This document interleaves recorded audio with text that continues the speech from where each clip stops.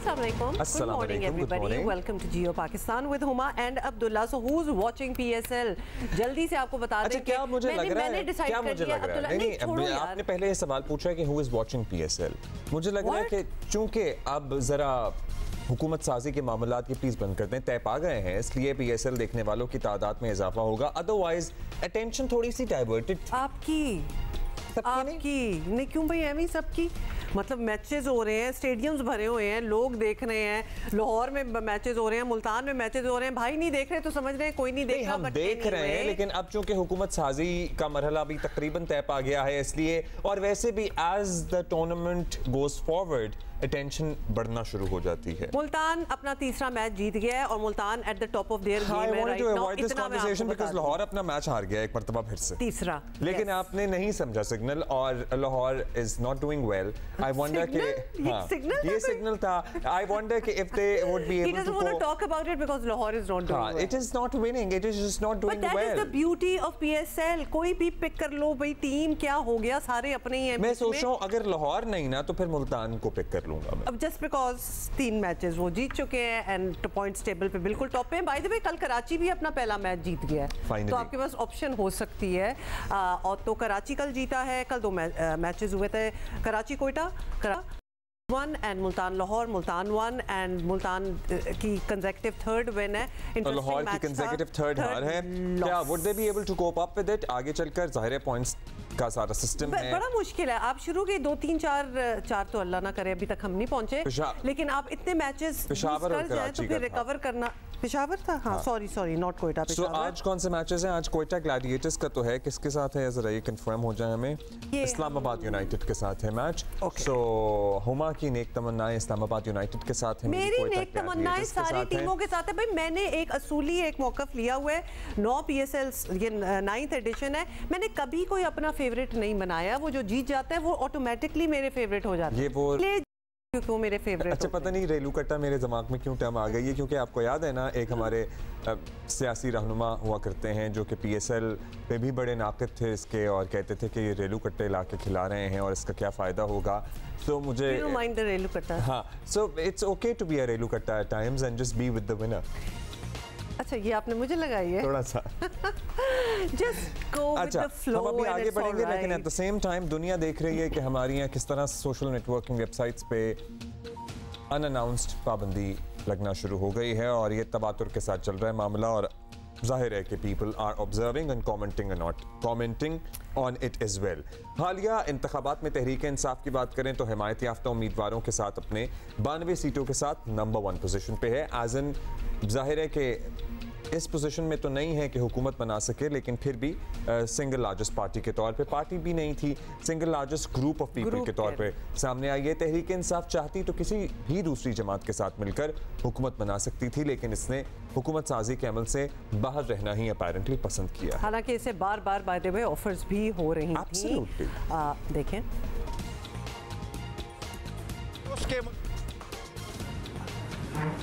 Members जो जीत के आए हैं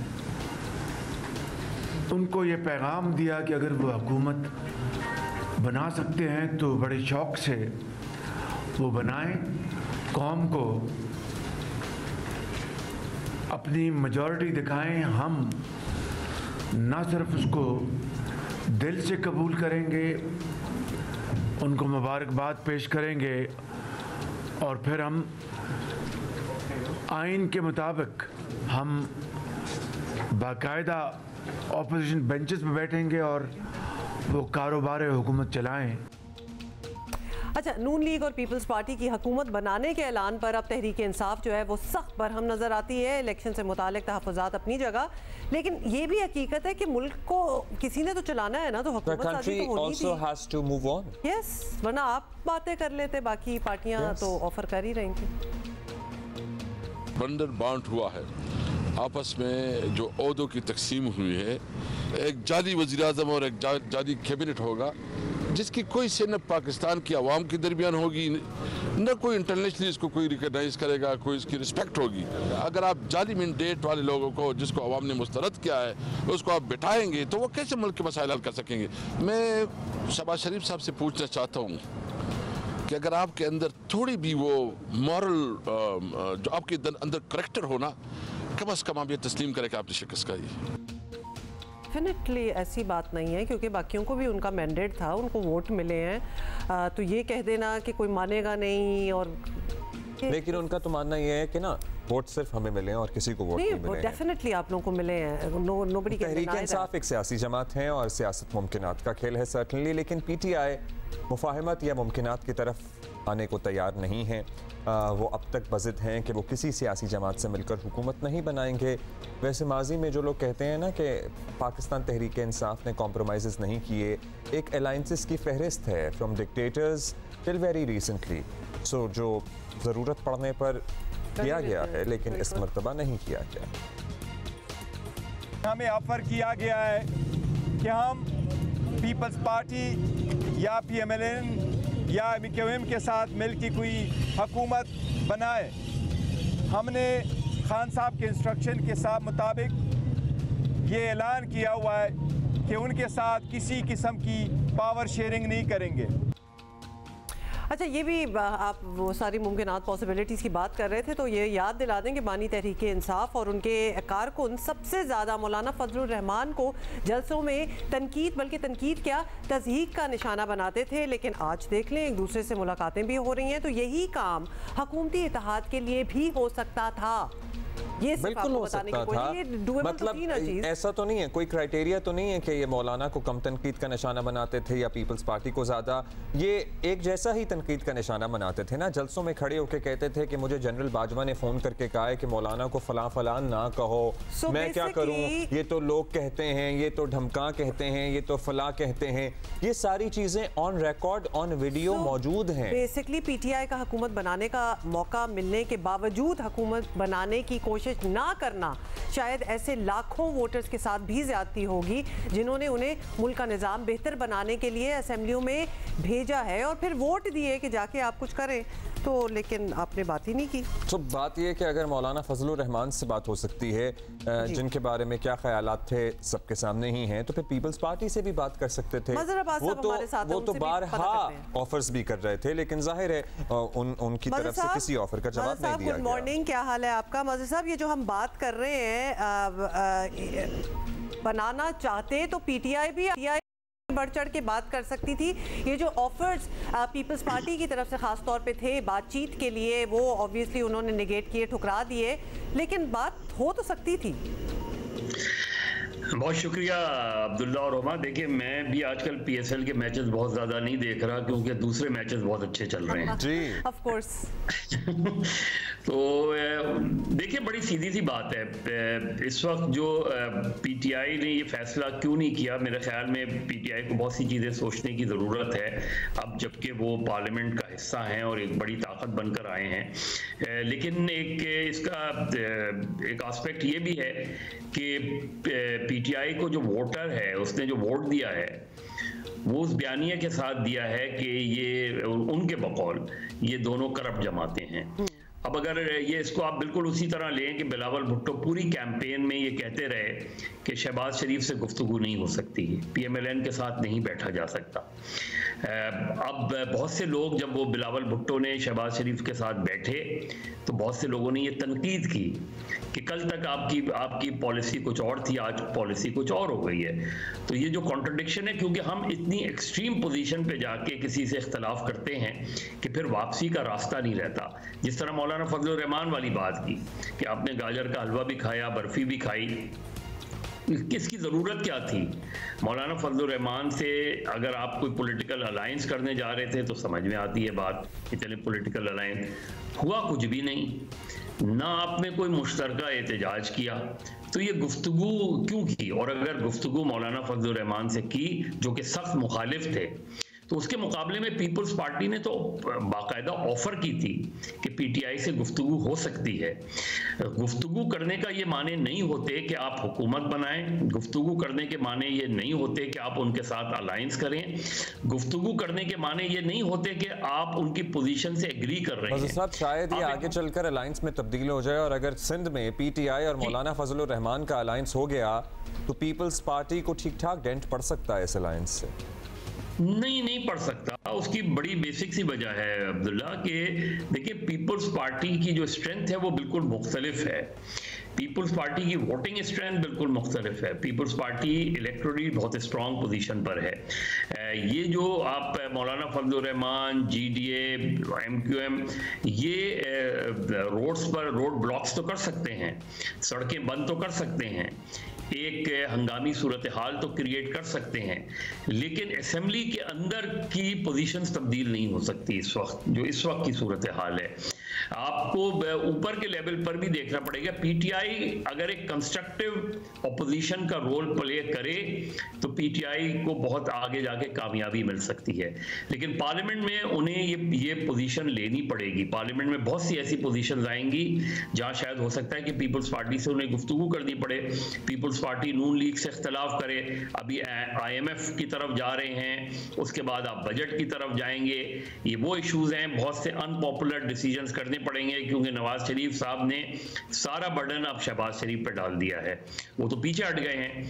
तो ये जो अगले 6 महीने होंगे, 3 से 6 महीने, ये बड़े क्रूशल होंगे, बिल्कुल क्रूशल हैं, और इसमें सेल थ्रू करना भी बड़ा इंपॉर्टेंट है। PTI के रहनुमा बैरिस्टर सैफ हमारे साथ मौजूद हैं, उनको भी शामिल गुफ्तगू करेंगे। मज़र साहब, बैरिस्टर साहब, जिसका अंदाज़ा था, ये तो पहले से ही था वैसे, मुस्लिम लीग नून और पीपल्स पार्टी दीगर इत्तेहादियों के साथ मिलकर इंसाफ अब तक अपनी अददी बरतरी साबित नहीं कर पाई है। एज इन बरतरी तो है आपके पास, लेकिन फिर भी you are not in a position to make the government. अब सवाल ये है कि और क्या ऑप्शन रह जाता है? अगर आप लोगों को गैर मशरूत तौर पर हुकूमत बनाने की दावत दी जाती तो आप कबूल कर लेते या आपकी पोजीशन यही रहती? खदशा था, आपने लफ्ज इस्तेमाल किया, अंदाजा, मैं कहता हूँ ये खदशा था, यानी खतरा था कि यही धोखा होगा और उस धोखा के नतीजे हुकूमत बनाई जाएगी, और नताइज ने वही साबित किया। जहाँ तक पाकिस्तान तहरीक इंसाफ का ताल्लुक है, हमारा ये मौक़िफ़ बहुत वाज़ेह है कि हम कौमी असम्बली में अक्सरियती पार्टी हैं। अगर फॉर्म 45 के हिसाब से देखा जाए तो तहरीक इंसाफ को 80 और नशिस्तें भी मिलनी चाहिए, लेकिन वो नहीं दी जा रही। तो इसलिए जो भी हुकूमत बन रही है, हम समझते हैं कि ये अवामी मैंडेट के साथ धोखा है, बददियानती है, और इस हुकूमत की कोई आईनी और इखलाकी क्रेडिबिलिटी नहीं है। ऐसी किसी भी हुकूमत का हिस्सा बनना, चाहे वो मशरूत हो या गैर मशरूत हो, तहरीक इंसाफ का की ऐसी कोई ख्वाहिश नहीं है, और ना ही तहरीक इंसाफ जो है वो इक़्तिदार और कुर्सी की सियासत पे यकीन रखती है। हम अवामी खिदमत के लिए इलेक्शन में हिस्सा लेते हैं, और अगर अवाम ने हम पर एतमाद किया है तो फिर मैंडेट हमें मिलना चाहिए। लेकिन अगर किसी ने धोखे से चुरा कर अपना बना दिया है तो बेशक कानून और आईन जो है वो अपना रास्ता लेगा, और इंशाल्लाह हमें यकीन है कि इन धोखेबाजों की जो जेली हुकूमत बनने जा रही है ये अब डिलीवर नहीं कर सकेगी और नाकाम होगी। लेकिन फिर भी वो मतलब हुकूमत तो बना रहे हैं ना, जिस तरह हर तरह के मसाइल के बावजूद ने खुद को एक मकबूल जमात और एक बड़ी सियासी हकीकत तस्लीम करवाया है, उसी तरह मुस्लिम लीग नून और पीपल्स पार्टी भी एक सियासी हकीकत तो है, इसको तो आप डिनाई नहीं कर सकते। उन्हें इंगेज ना करना बल्कि बॉयकॉट कर देना, उनका वजूद ही तस्लीम ना करना, इस रवैये को सियासी जमहूरी तो नहीं माना जा सकता। फिर तहरीक इंसाफ का उसूली मौक़िफ़ है कि हम ये समझते हैं कि पाकिस्तान के जो मौजूदा हालात हैं, जो माशी और सियासी बदहाली है और आवाम को जो तकालीफ है, उसकी बुनियादी वजह ही ये दो पार्टियां और इनकी पॉलिसियां हैं। आज बारी बारी अपने खानदान के लोगों को कुर्सी पे बिठा के अपना वक्त पूरा करते हैं और लूट मार करते हैं। ये हमारा एक बुनियादी मौक़िफ़ है, और मेरे ख्याल में इस मौक़िफ़ को पाकिस्तान का बच्चा बच्चा जानता है, और ना सिर्फ जानता है बल्कि इससे इत्तेफाक करते हुए हमें वोट दिए, हम पर एतमाद किए, यानी पाकिस्तान तहरीक इंसाफ पर, लेकिन उस एतमाद के साथ बददियानती की गई। तो इन पार्टियों के साथ हाथ मिलाना, इनके साथ बैठना, मैं समझता हूं कि ये तो इसके बारे में तो पूरी कौम क्लियर है कि PTI ऐसा नहीं करेगी। अलबत्ता अगर ये हुकूमत में आने के बाद कोई अच्छा काम करते हैं, आवाम की फलाह और बहबूद के लिए पॉलिसियां इख्तियार करते हैं, तो यकीनन PTI उनको सपोर्ट करेगी। लेकिन अब तक माजी का किरदार तो इनका ऐसा ही रहा है जिसके बारे में ये नहीं कहा जा सकता, तवक्को नहीं की जा सकती कि ये राय रास्त पे आ रहे हैं। मुझे यही है कि अगर ये कौम की मफाद के खिलाफ पॉलिसियां बनाएंगे, कानून साजी करेंगे, तो PTI इनका मुकाबला करेगी। सर, किस तरह मुकाबला करेंगे बताइएगा, क्योंकि पाकिस्तान को सियासी इस्तेहकाम की ज़रूरत है। आप लोग एजिटेशन की पॉलिटिक्स में स्ट्रीट पावर दिखाने में माहिर हैं, ज़बरदस्त शो करते हैं, लेकिन आगे चलकर PTI का किरदार क्या पार्लियामान के अंदर रहकर एहतजाज करने तक ही महदूद होगा, या फिर दोबारा से सड़कों पर आने का भी सोचेंगे? पाकिस्तान तहरीक इंसाफ एक जमहूरी पार्टी है, हम अमन पसंद पार्टी हैं। हम यकीनन पाकिस्तान का इस्तेहकाम चाहते हैं, पाकिस्तानी कौम की फलाह और खुशी चाहते हैं, खुशहाली चाहते हैं।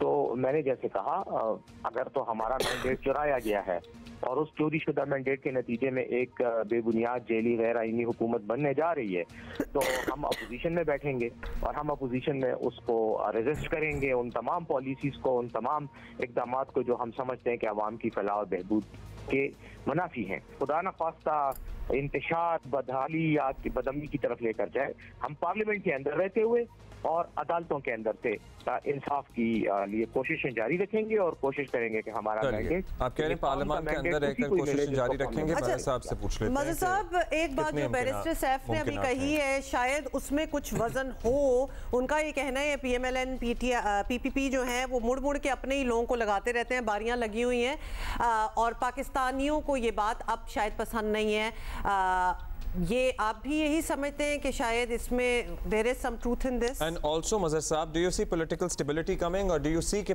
PTI सड़कों पर एहतजाज करेगी ज़्यादा इस मरतबा या फिर ऐवान के अंदर रहेगी?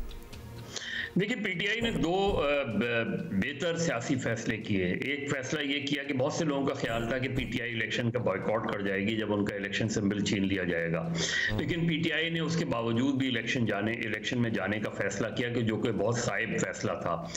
दूसरा ये कि PTI ने as a party, as a group वो इमर्ज होकर आया as a single largest party और उन्होंने पार्लियामेंट में बैठने का फैसला किया। माजी में PTI के से ये जो फैसले थे कि वो असेंबलियों से बॉयकॉट कर दें, असेंबलियों से इस्तीफा दे दें, उससे उनको नुकसान हुआ। 2014 में उन्होंने इस्तीफे दिए लेकिन बाद में वापस ले लिए।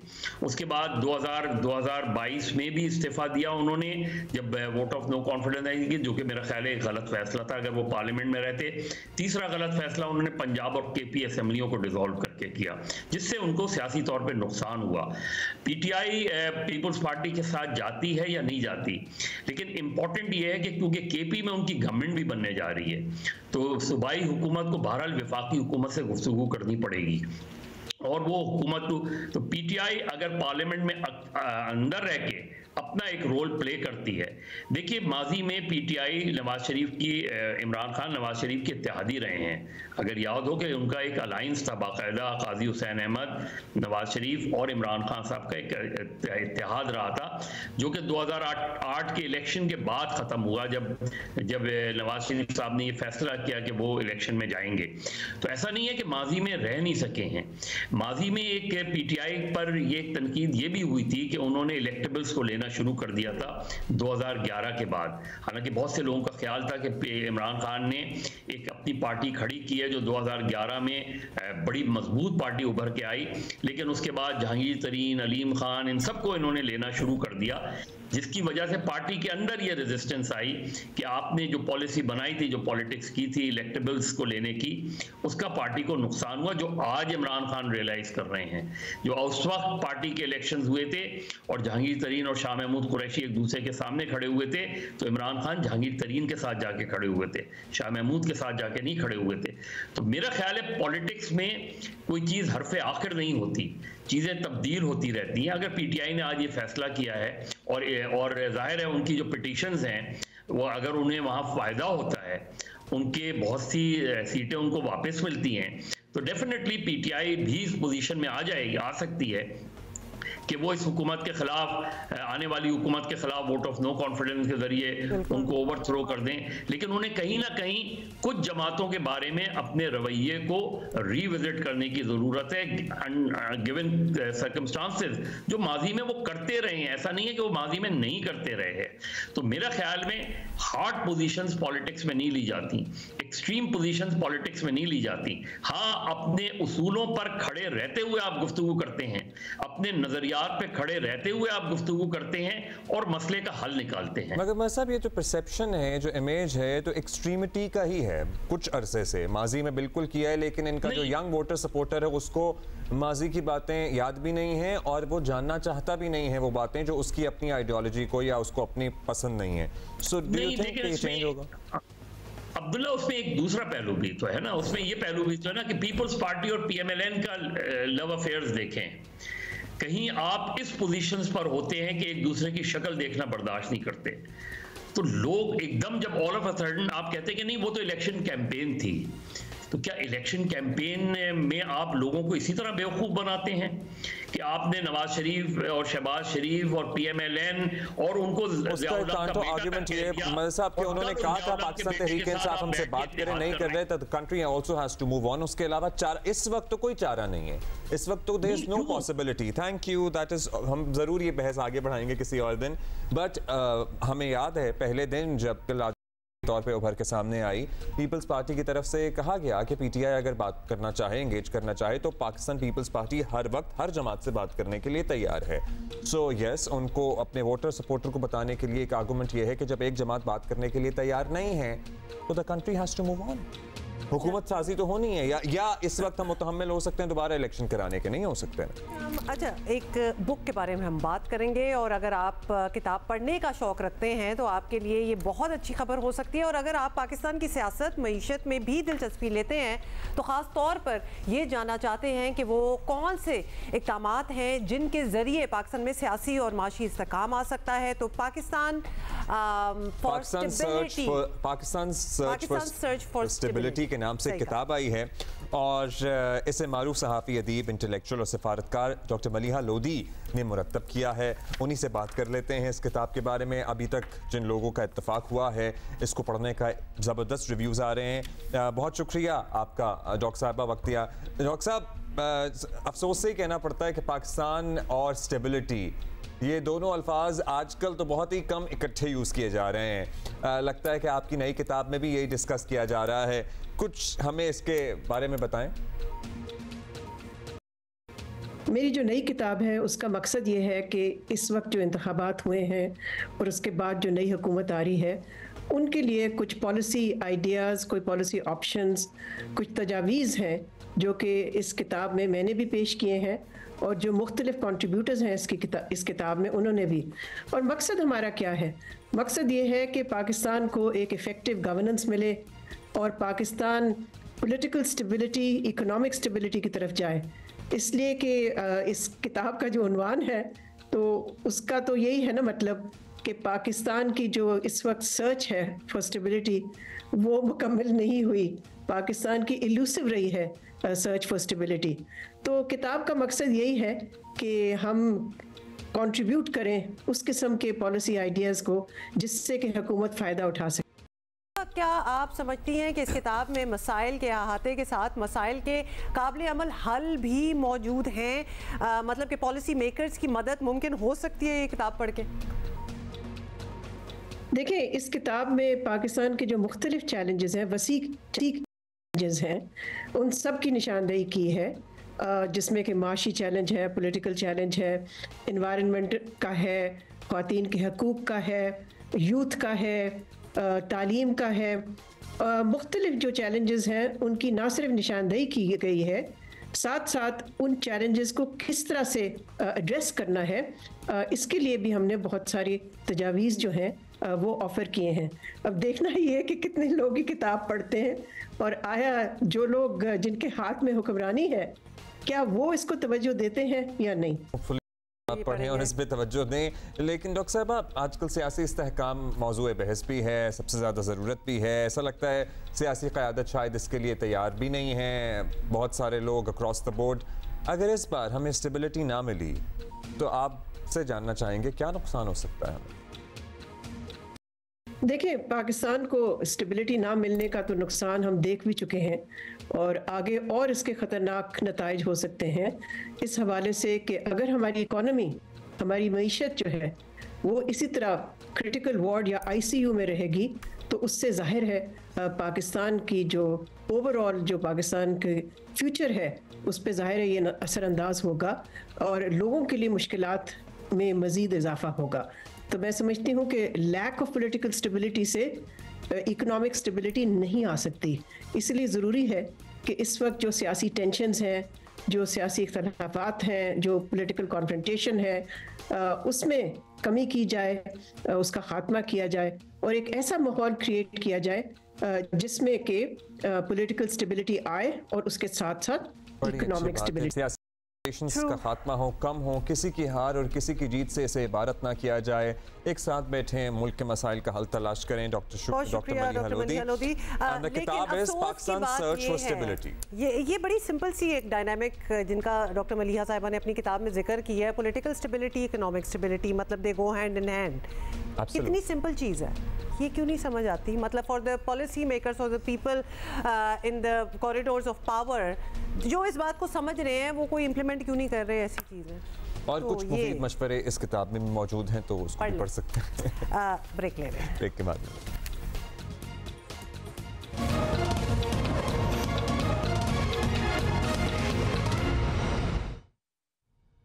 अगली खबर जो है ये अजीबोगरीब सी, ये भी समझ में नहीं आ रही। हाँ, कि डॉक्टर्स को जी हुकूमत ने कहा है कि आप विटामिन्स और मल्टीविटामिन्स और मिनरल्स वगैरह जो सारी चीज़ें होती हैं ये प्रिस्क्राइब करने की हिदायत मतलब कहा है कि रोक दें, ये आप नहीं कर सकते। और डॉक्टरों का फैसले पर सख्त रद्द अमल सामने आया है। Of course Pakistan medical association का कहना है कि डॉक्टर्स बेहतर जानते हैं कि मरीज़ की सेहत के लिए क्या चीज़ ज़रूरी है।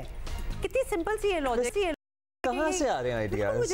जो बेसिक चीजें होती हैं, विटामिन सी, विटामिन डी, मतलब ये क्यों ना आप प्रिस्क्राइब करें? कौन से विटामिन ऐसे हैं जिसको खतरा आपको लाहक हुआ और आपने कहा जी ये सारा कुछ बंद या कर दें? फिर आपको किसी चीज की कमी हो, किसी मिनरल, किसी विटामिन की, तो क्या वो डॉक्टर आपको प्रिस्क्राइब ना कर पाए? ये होनी चाहिए कि doctors over the counter antibiotics मिलना बंद हो जाए विदाउट प्रिस्क्रिप्शन। डॉक्टर्स की तर्जुमान तंजीम पाकिस्तान मेडिकल के डॉक्टर अब्दुल गफूर शोरो हमारे साथ मौजूद हैं। डॉक्टर साहब शुक्रिया। डॉक्टर साहब, ये फैसला तो काफ़ी पहले किया जा चुका था कि बगैर नुस्खे के किसी भी किस्म की दवा की फ़रोख्त बंद की जाएगी। हुकूमत ने इस बार इसके नफाज के साथ कहा है कि डॉक्टर मल्टीविटामिन्स वगैरह भी तजवीज़ ना करें। सो बताइएगा कि इसकी कोई वजह समझ में आती है आपको? डॉक्टर्स को एतराज़ इसलिए भी है कि ये जो चीज़ें बेचने के लिए जिनको कहा जा रहा है वो डॉक्टर्स नहीं बल्कि वो किसी भी फार्मासिस्ट भी नहीं है। और इस वक्त पाकिस्तान में जो सबसे बड़ा एक तादाद है वो कोएक्स का है। और आप अगर डॉक्टर्स को मना कर देंगे तो ये दवाएं तो किसी न किसी तरह से मार्केट में आ रही हैं, तो बिकेंगी भी। जब बिकेंगी तो वो उसको प्रिस्क्राइब कौन करेगा? और ये कौन तय करेगा कि इस मरीज़ को कौन सी विटामिन की ज़रूरत है?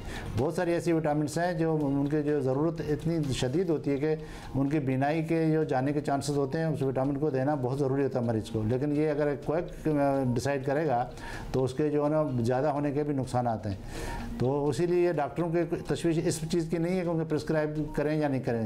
ये देखें, एंटीबायोटिक के लिए भी फैसला हो चुका है, लेकिन उस पर इम्प्लीमेंटेशन अभी तक नहीं हुई। क्यों नहीं हो रही? इसलिए डॉक्टरों को लिखने का हक सिर्फ डॉक्टरों को होता है कि उनको डिसाइड करना है मरीज की कंडीशन क्या है। फैसला हो चुका है लेकिन इम्प्लीमेंटेशन अभी बाकी है। अच्छा, अजीब सी बात है, अगर चले उस पर तो रोकथाम होनी चाहिए। एवं ना फ्रीली आप तजवीज़ कर दिया करें, प्रिस्क्राइब करें, लेकिन मल्टीविटामिन्स को भी उस तरह ना किया जाए, वेरस कभी कभार उसकी कमी भी हो जाती है। इसका बैलेंस किस तरह क्रिएट करेंगे कि जो चीज़ें लिटरली चाहिए वो तो प्रिस्क्राइब होनी चाहिए? क्योंकि एक आर्गुमेंट ये है कि एंटीबायोटिक्स की बहुतात की वजह से हमारी इम्यूनिटी खत्म हो गई। But the same thing is not true for vitamins.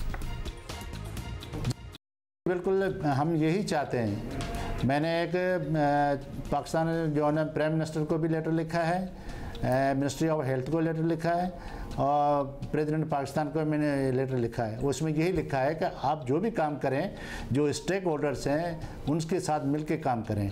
जो टेक्निकल बंदा है उसको टेक्निकली जो आपको बताएगा, समझाएगा कि करना क्या है। आप जो है ना एकदम ब्लैंकेट की तरह जो है उसको डाल देते हैं कि सारी चीज़ें इसके अंदर आ गई और ख़त्म हो गई, तो ये बहुत ही ख़तरनाक है। हम नहीं चाहते कि ज़रूरी है कि इसके लिए एक लायामल तैयार किया जाए और एक प्रॉपर प्लान हो, और उसके जो है इम्प्लीमेंटेशन के लिए भी जो है कुछ चीज़ें जो है ना गवर्नमेंट को करने की बहुत शुक्रिया डॉक्टर गफूर, लेकिन हमारे मशवरे हमारी थोड़ी सी प्रॉब्लम, हम जल्दी से ना चीज़ें बैन करते हैं। ये नहीं कितने ज़्यादा डॉक्टर से ज़्यादा क्वैक्स हैं तो क्वैक्स को पकड़ें जाके, नहीं जी हम प्रिस्क्राइब करना ही छोड़। अजीब किस्म की बात है ये जो सारा फ्लू फैला हुआ है ना। कल हम बात भी कर रहे थे, डॉक्टर शोभा हमारे साथ थी, खांसी नहीं ठीक हो रही, 2 हफ्ते हो गए हैं। नहीं, 2 से 2.5 हफ्ते लगेंगे। 2.5 हफ्ते लगेंगे अभी मजीद।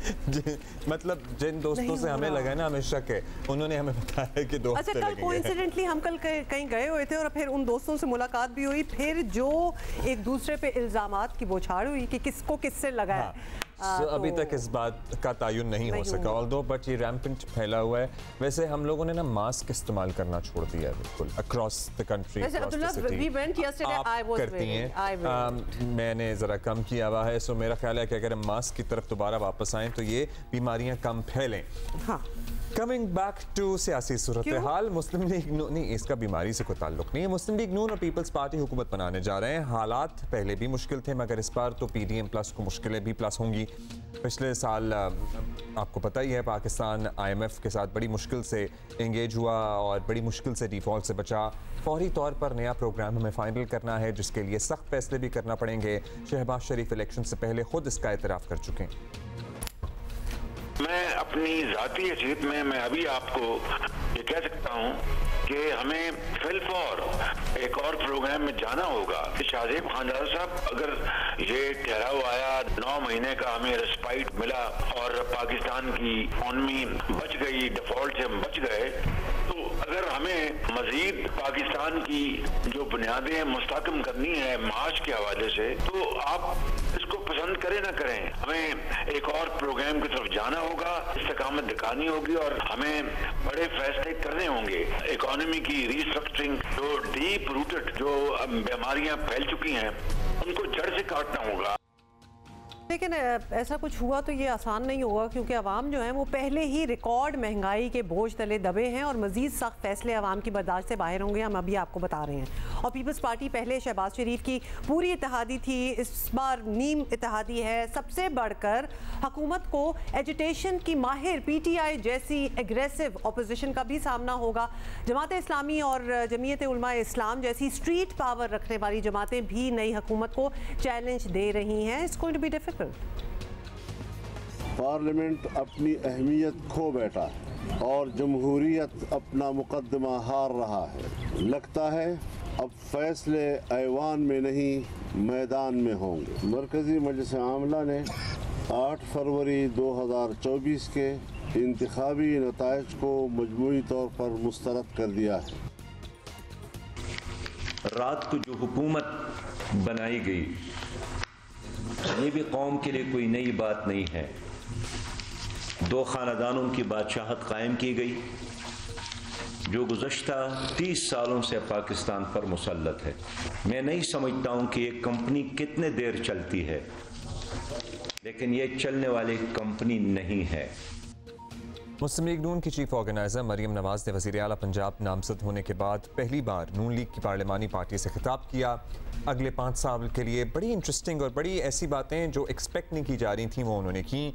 मिसाली सूबा बनाने के लिए अपने तरक्याती मनसूबों से लोगों को आगाह किया। 5 IT सिटीज़ के अलावा उन्होंने सुथरा पंजाब का प्रोजेक्ट शुरू करने का ऐलान किया।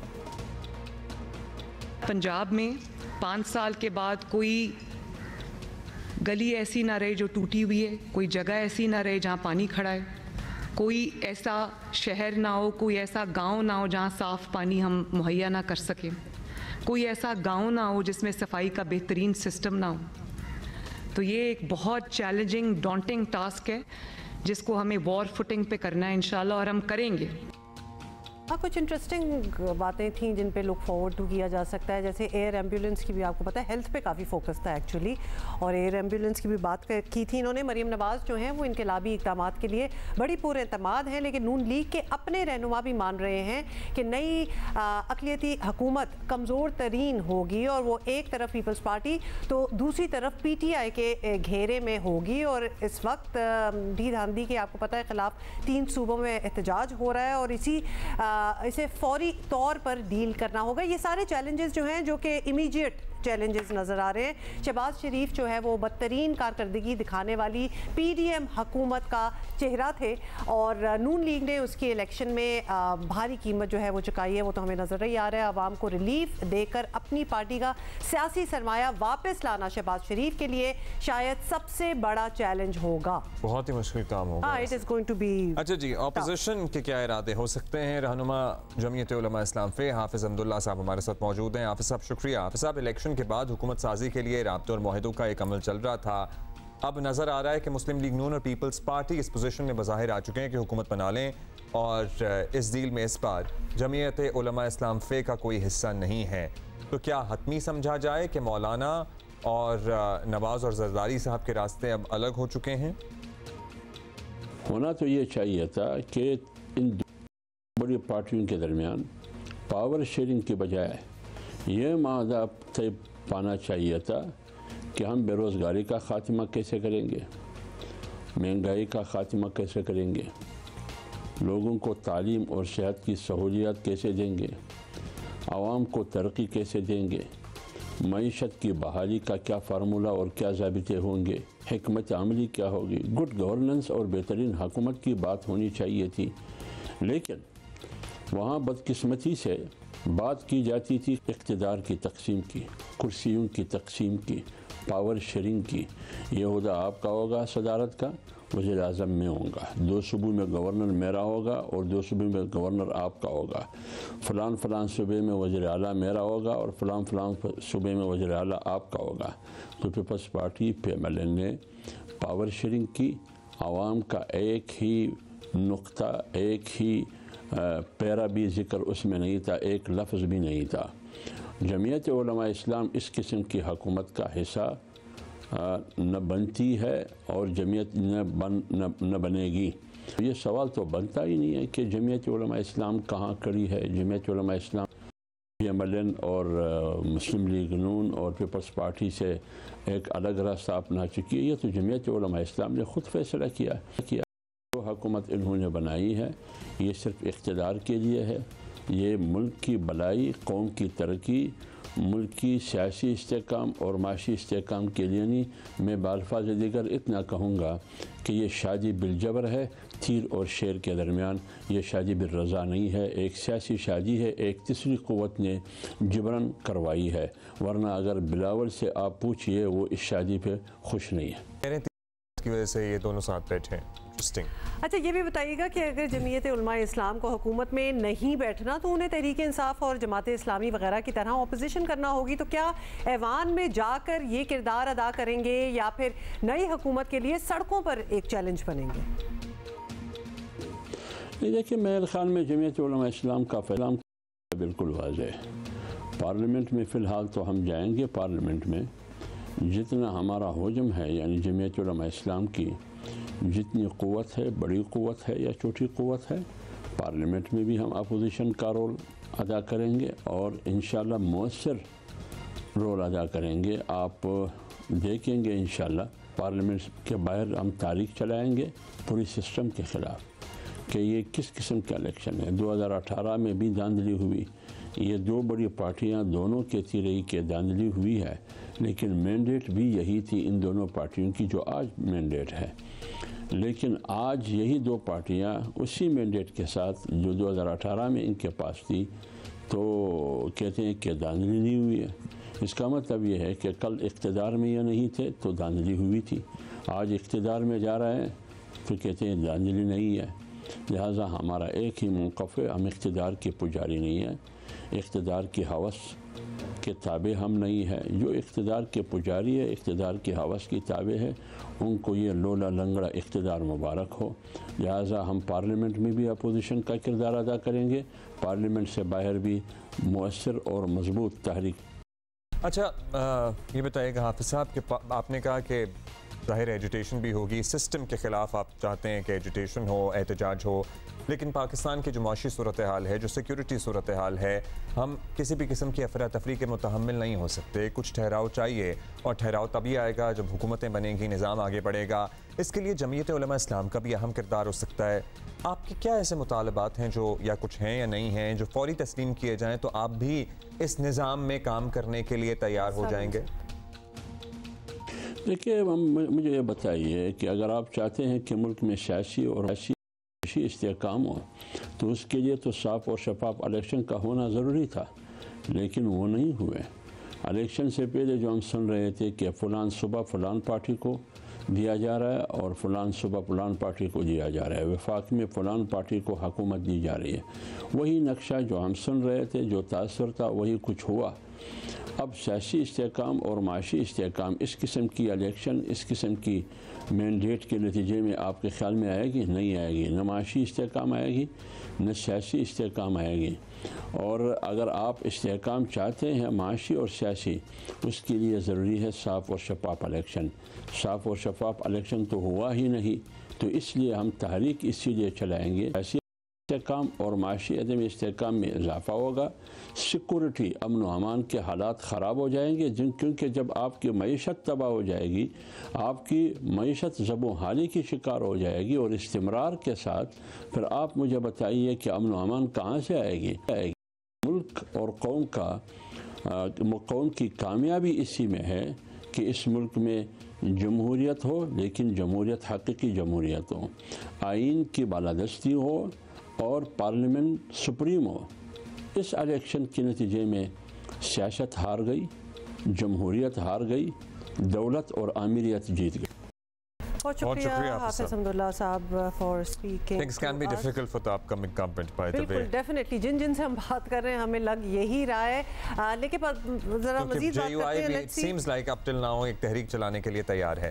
सीनियर तज्जियाकार सुहेल बड़ाई साहब हमारे साथ हैं और उनसे भी पूछ लेते हैं, क्योंकि चैलेंजेस बहुत हैं। सुहेल बड़ाई साहब, नंबर सामने रखे जाएं तो ये बड़ा इम्कान है कि PTM प्लस हुकूमत बनने जा रही है, और लेकिन इस दफ़ा उन्हें ऑपोजिशन प्लस का सामना होगा। ये क्लियरली हमें नज़र आ रहा है। तहरीक इंसाफ ही नहीं, जमात इस्लामी, जमीयत उलमा इस्लाम के साथ अच्छी स्ट्रीट पावर रखने वाली सिंध और बलूचिस्तान की कौम परस्त जमातें जो हैं वो भी होंगी। नई हुकूमत के लिए ये कितना बड़ा चैलेंज आपको नजर आ रहा है? डेफिनेटली चैलेंज है, क्योंकि ज़ाहिर है एक तो इतनी सीटें नहीं हैं और कोलिशन गवर्नमेंट है, लेकिन दूसरी तरफ देखें इस वक्त जो रियासत की माशी सूरत हाल है ना, वो बड़ी ख़तरनाक है। और रियासत को अगर आपने मजबूत करना है तो सियासी इस्तेहकाम ज़रूरी है।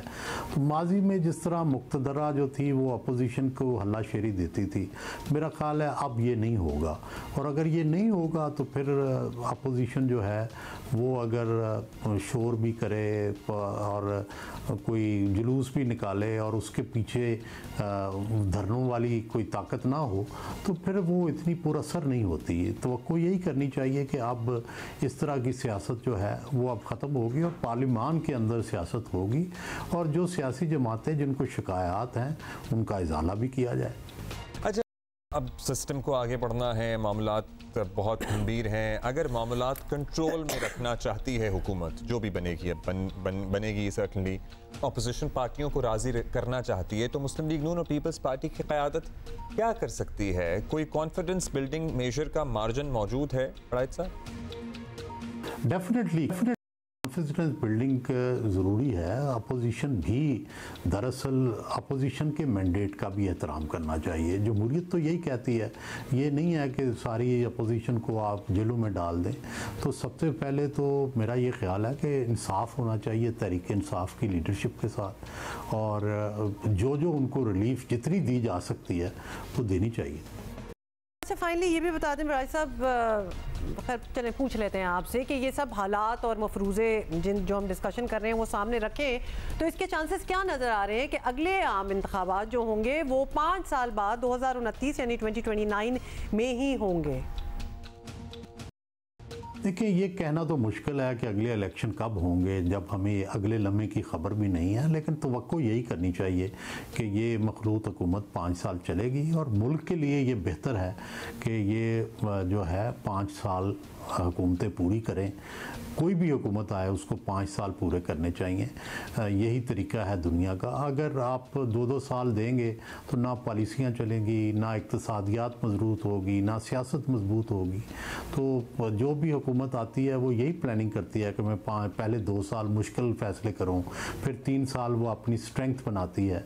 तो इस तरह से अगर आप ये मौका देंगे कि पहले वो सख्त फ़ैसले करें और जब उनका वक्त आएगा रिलीफ देने का तो उनकी छुट्टी करा दें, तो इस तरह तो कोई भी ना सियासत मजबूत होगी ना मईशत मजबूत होगी। To hope for the best, इंशाल्लाह ठीक ही हो सब कुछ।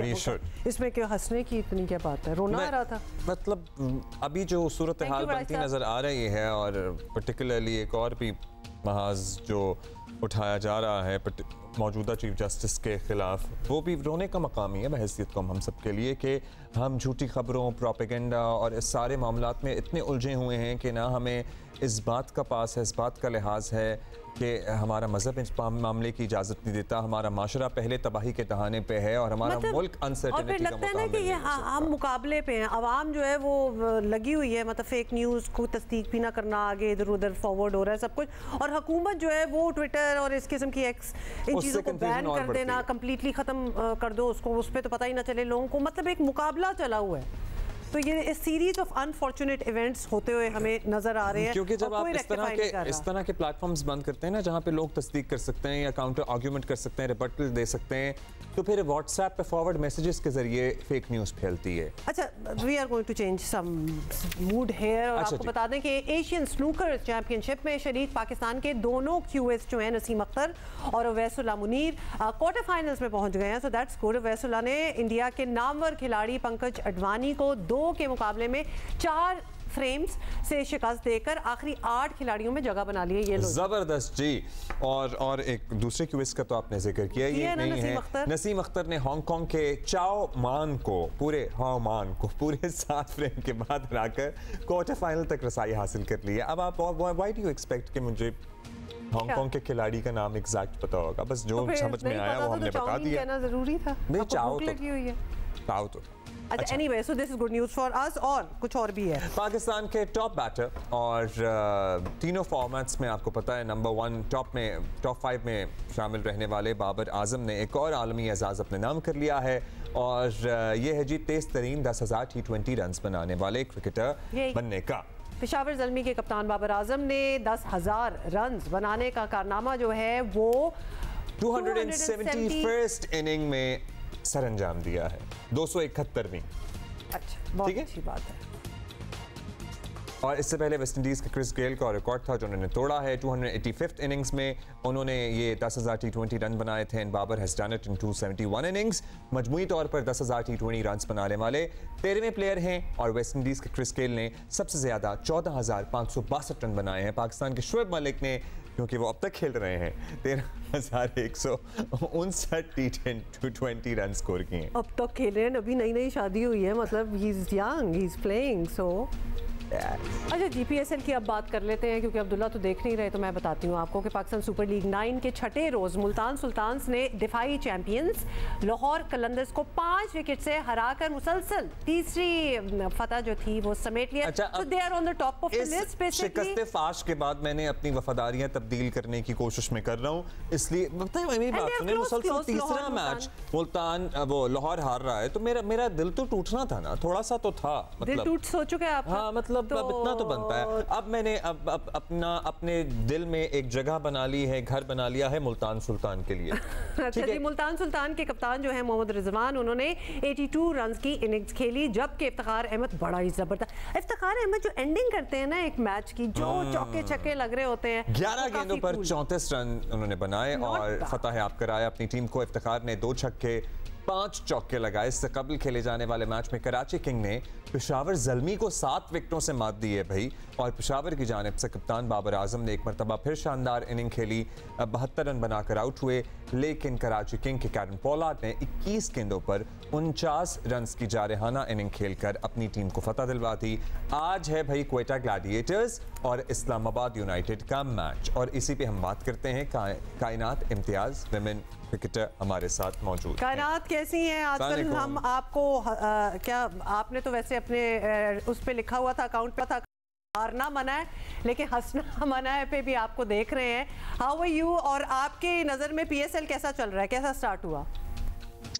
सबसे पहले वालेकुम अस्सलाम। और PSL का स्टार्ट जो था वो काफ़ी एक्सप्लोसिव था, क्योंकि काफ़ी इस पर लाहौर की पिचेस पे बहुत रन बनते हुए नजर आए, लेकिन इवेंचुअली मैंने पहले भी यही कहा है कि आगे जाने वाले जैसे जैसे टाइम बढ़ता जाएगा ऑटोमेटिकली स्कोर्स कम होना स्टार्ट होंगे, क्योंकि प्लेयर्स एक दूसरे की परफॉर्मेंसेस को, एक दूसरे के स्ट्रॉन्ग और वीकनेसेस को ज़्यादा अच्छे तरीके से पहचानने लगेंगे। तो आई वुड से कि आगे जाने वाले टाइम में हमारा गेम और इंटरेस्टिंग होता जाएगा PSL में। अच्छा, अभी आप उस पोजीशन में हैं क्योंकि तमाम ही टीमों के मैचेस हो चुके हैं, कि कौन सी टीम इस मर्तबा निस्बतन बाकी टीमों से आपको बेहतर पोजीशन में नजर आ रही है या स्ट्रॉन्गर नजर आ रही है? सो फार मुझे मुल्तान काफ़ी स्ट्रॉन्ग नज़र आ रही है क्योंकि कॉम्पैक्ट इनकी जो इनका कॉम्बिनेशन बना हुआ है बहुत कॉम्पैक्ट है। और उसके अलावा इस्लामाबाद की टीम भी बहुत अच्छी है, लेकिन जहाँ तक थोड़ी सी शफलिंग उनकी थोड़ी ज़्यादा है टीम में इस वक्त।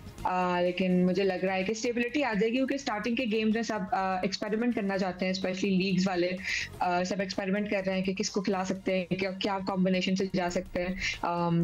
तो 2-3 मैचेस और गुजरेंगे, ऑटोमेटिक हमारे पास एक बहुत अच्छी सूरत हाल आ जाएगी कि कौन सी टीम इस वक्त किसकी फेवरेट हो सकती है।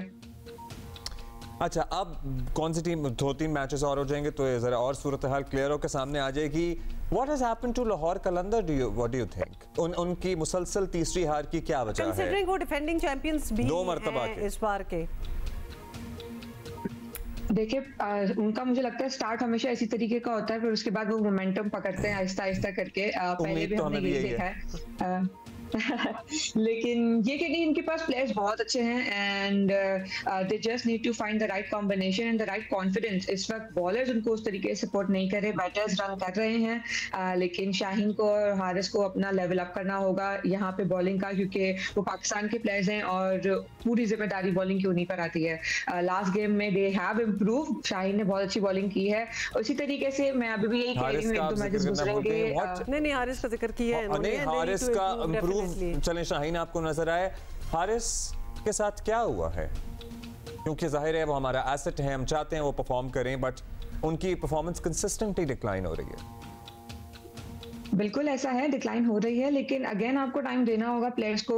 कोई भी रीजन हो सकती है उसके पीछे, पिचेस भी रीजन हो सकती हैं, उनकी पर्सनल लाइफ भी इशू हो सकती है, लेकिन आई वुड से कि आप अभी भी उन्हें दें, 1-2 मैचेस और दें, क्योंकि उन्होंने पाकिस्तान को बहुत अच्छे तरीके से रिप्रेजेंट किया है और eventually he will be a match winner. तो आप उनको 1-2 मैचेस दें और देखें लाहौर की परफॉर्मेंस। क्योंकि अभी तो पाबंदियां भी उन पे लगी हैं, डेफिनेटली वो एक स्टेट ऑफ माइंड भी उनकी ऑफ हो सकती है, और if that is the case तो वो डेफिनेटली उनके मैच में, उनकी प्ले में भी नजर आ रही है।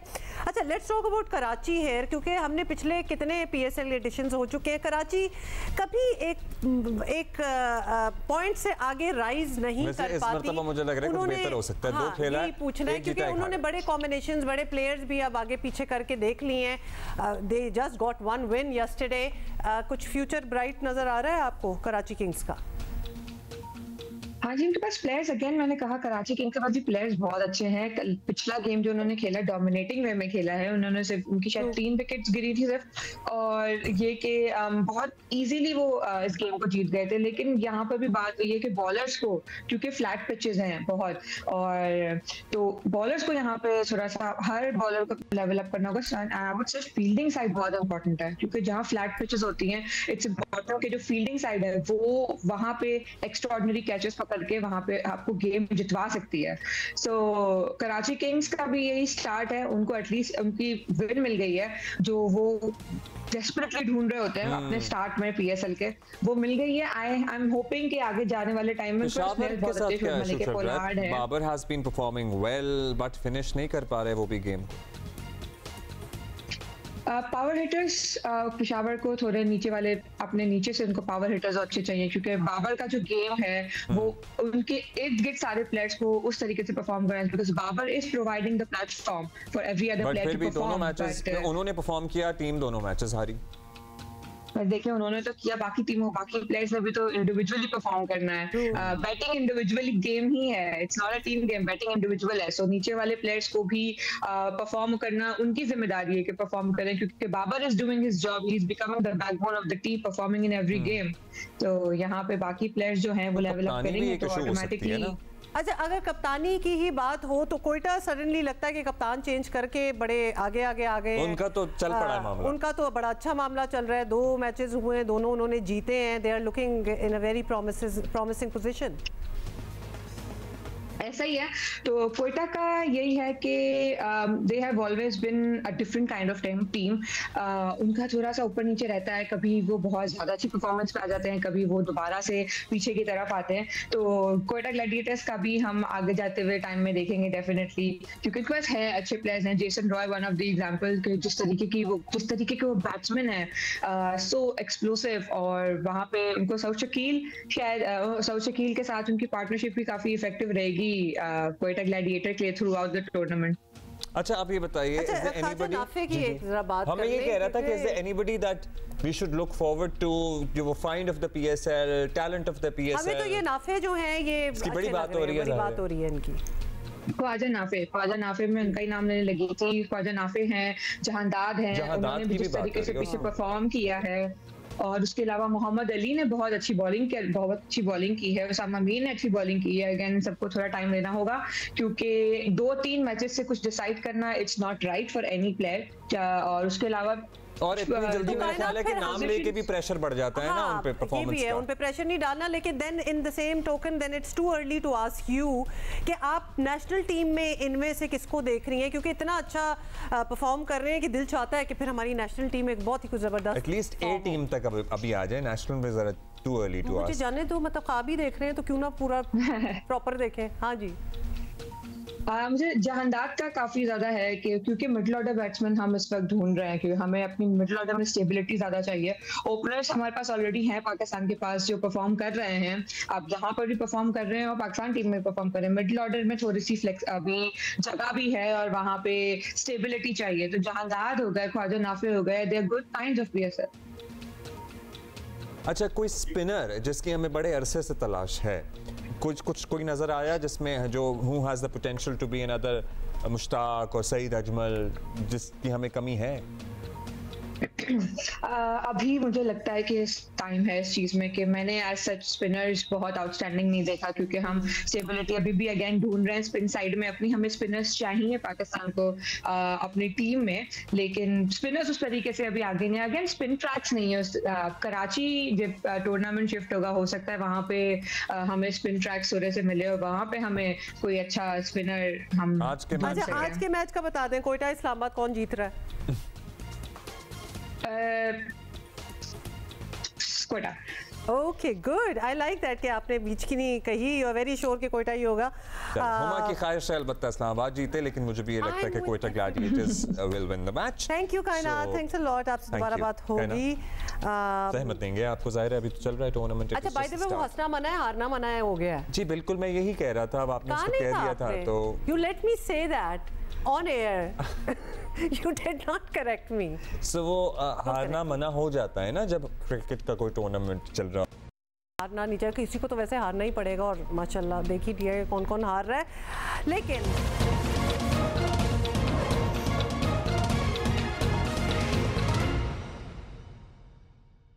अच्छा, एक ट्रिब्यूट जाते जाते शायरे इनकलाब जोश मलिहाबादी की 42वीं बरसी है और बहुत सा इनका काम मशहूर है। Okay, so that's about it for today. आज है जी किसका मैच? इस्लामाबाद एंड कोयटा। तो इसके बारे में हम कल बात करेंगे। बाय।